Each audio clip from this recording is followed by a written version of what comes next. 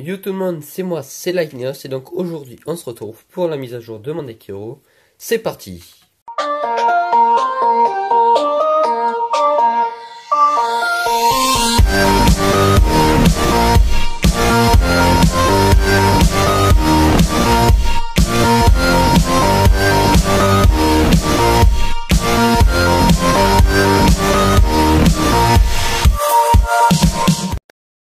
Donc sans plus tarder, commençons la présentation du deck. Donc on va commencer avec 3 Blazeman. Donc Blazeman qui va permettre de récupérer les polymérisations. Et son deuxième effet permet justement d'envoyer des monstres héros au cimetière. Donc 3 les Brumes de l'Homme, Brume de l'Homme lorsqu'elle va être envoyée au cimetière va permettre de récupérer justement des monstres héros. Et à la fois, l'effet de Brume de l'Homme permet que, lorsqu'elle est invoquée spécialement, récupérer des cartes change jeu rapide. Ensuite, je joue 3 Bullman. Bullman qui va permettre de faire 0 absolu. 3 Nouveau Néos. Nouveau Néos qui va permettre de faire l'illumination. Ensuite, Noueux qui va permettre de faire Gaïa. Et à la fois de récupérer des polymérisations, mais c'est extrêmement rare que j'utilise, vu qu'il y a Blazeman. Ensuite, un poisson rouge d'éteint. Poisson rouge d'éteint qui va permettre de spé l'un des deux monstres principaux. Et vu que c'est un monstre de type eau, il permet de faire 0 absolu. Ensuite, une Goblinberg. Goblinberg qui fait le même effet que poisson rouge d'éteint. Sauf que vu que lui c'est un monstre de type terre, je peux faire Gaïa avec lui. Ensuite, un prêtre invocateur. Le prêtre invocateur qui va permettre de spé encore une fois les deux monstres principaux. En envoyer des cartes magiques, sachant que dans un deck héros on joue beaucoup de cartes magiques, ce qui n'est pas un inconvénient.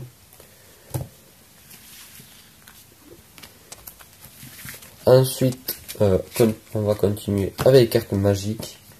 Donc, dans ce deck, 3 polymérisations, vu que 3 Blazeman, 3 polymérisations, ça c'est un peu égalisé, et vu que finalement, souvent on a une polymérisation en main, on peut l'utiliser directement. Ensuite, 3 fusions miraculeuses. Fusion miraculeuse qui permet de bannir les monstres du cimetière ou du terrain. Et vu que polymérisation envoie les monstres au cimetière, fusion miraculeuse peut être chaînée avec polymérisation. Et du coup faire deux monstres fusion en un tour. Ensuite, je joue 2 mondes de fusion parallèle. Elle va récupérer les monstres bannis. Et vu que je joue une fusion miraculeuse, c'est très efficace parce que quand on a une fusion miraculeuse, on peut faire un monde de fusion parallèle et faire un autre monstre fusion. Ce qui va encore améliorer le deck et faire encore plus de fusion. Ensuite, je joue 3 changements de masque. Vu que je joue Brume de l'Ombre. Changement de masque va permettre de faire les monstres héros masqués qui sont, avouons-le, très puissants. Ensuite, je joue un changement de masque 2. Pourquoi un seul? Parce que finalement, il faut défausser une carte. Et quand on n'a que Blazeman dans la main, c'est un peu embêtant de jeter un Blazeman pour pouvoir faire justement un monstre héros masqué. Alors que nous avons déjà les 3 changements de masque. Ensuite, 2 changements de forme. Vu qu'il y a beaucoup de fusion, cette carte est très efficace, vu qu'on peut la jouer souvent. Ensuite, je joue 2 changements de masque, donc pour récupérer les cartes de change et les monstres héros. Ensuite, 3 E, donc ça c'est juste pour tuto, donc qui permet justement de récupérer quasiment tout le deck. Ensuite, un renfort de l'armée qui va permettre de récupérer les monstres héros plus Goblin. Ensuite, un héros vivant héros vivant qui va spé si on divise ses life points par 2. Je trouve ça peu un peu contraignant de payer la moitié de ses life points. Vu que si on part de 8000, on a que 4, on passe à 4000. Donc je préfère la jouer en une fois et me dire que je peux toujours faire de la fusion et compter sur justement les prêtres invocateurs, les poissons rouges et les goblinberg, plutôt que de jouer 3 héros vivants et dire qu'à la fin il me restera pas grand chose. Ensuite, 2 typhons d'espace mystique, donc pour détruire les cartes magiques. Donc ça peut être remplacé par des pots de vin si vous voulez.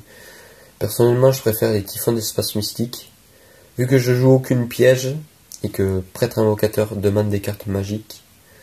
Si l'adversaire n'a pas de carte magique, on peut toujours défausser un typhon et justement par l'effet de prêtre invocateur spé un monstre. Et pour finir, je joue un Raigeki. Donc comme j'ai dit, il n'y a aucune carte piège. Mais dans ce deck, ce n'est pas du tout contraignant, vu que souvent, dès qu'on commence, on commence en premier, souvent, avec ce deck. Et du coup, ça permet de s'installer et de faire un bon terrain. Et vu que les monstres ont des effets, je trouve vraiment forts, et ont des attaques vraiment puissantes, cela gêne en aucun cas le deck. Donc on va continuer avec l'extra deck, donc 2 lois des ténèbres, donc ça basique, ça permet de bannir les monstres et de bannir les cartes au lieu de les envoyer au cimetière. Donc je trouve ça super puissant, surtout comme des decks comme Seigneur Lumière ou Fire King qui envoient les cartes au cimetière pour pouvoir jouer. Ensuite un Anki qui permet de récupérer les cartes à change rapide. Ensuite 2 acides qui va permettre de détruire les cartes magiques. Ensuite un Koga. Koga c'est surtout parce que si on bannit les monstres, on va pouvoir enlever de l'attaque, et par l'effet de monde de fusion parallèle, on peut justement récupérer ces monstres dans le deck et faire une fusion. Ensuite un KO, vu qu'il y a beaucoup de fusions, il est assez facile à faire. Ensuite 2 illuminations, donc elle, vu que je bannis les monstres, elle gagne beaucoup d'attaque. Et avec Koga, ça permet d'augmenter toujours son attaque. Ensuite, 2 0 absolus. Donc 0 absolu qui peut faire combo avec acide et donc détruire tout le terrain. Ensuite, un Gaïa, donc lui qui va augmenter son attaque avec les monstres de l'adversaire. Je joue un Escuridao. Donc vu qu'il y a 4 monstres type ténèbres, qui a pas mal d'héros, il gagne beaucoup de puissance d'attaque et c'est très efficace contre des decks qui jouent par exemple disent yeux bleus, car il suffit juste d'avoir 6 monstres, il a déjà 3100. Et enfin je joue 2 corps, donc les nouveaux corps, donc extrêmement puissants, car si l'adversaire attaque ce monstre, il peut doubler sa puissance d'attaque, donc du coup il passe à 5400. Et lui, s'il détruit un monstre au combat, il va permettre de détruire un autre monstre, n'importe lequel, sur le terrain. Et je trouve cet effet supra puissant. Donc, c'est la fin de ce deck profile. Donc, c'est le dernier deck profile de deck héros, jusqu'à ce que de nouvelles cartes viennent et ils changent un peu tout, suivant les banlistes aussi. Mais je pense que là, le deck est complet, puissant et permet de bien jouer. Je pense qu'il peut faire quelques résultats en tournoi régional surtout. Après, faut voir dans le futur.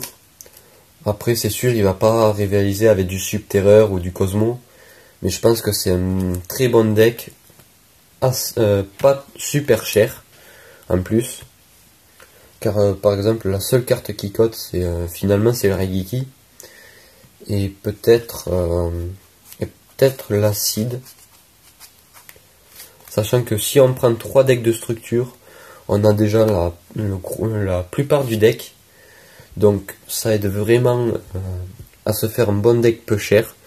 Donc c'est tout pour cette vidéo. Je vous dis à plus. Laissez un like, abonnez-vous, etc. etc. Allez, bye.